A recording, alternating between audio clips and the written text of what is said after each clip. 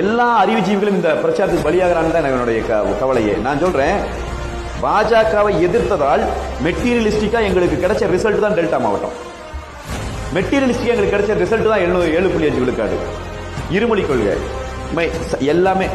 அப்ப பாரதிய ஜனதாவை எதிர்த்தது என்பதை நாங்கள் ரிசல்ட்ல காட்டியிருக்கோம். சித்தாந்த ரீதியாக எதிர்க்க மாட்டேங்க. சித்தாந்த ரீதியாக எந்த இடத்தை எதிர்க்க வேண்டிய தேவை வருதுன்னு சொல்லுங்க.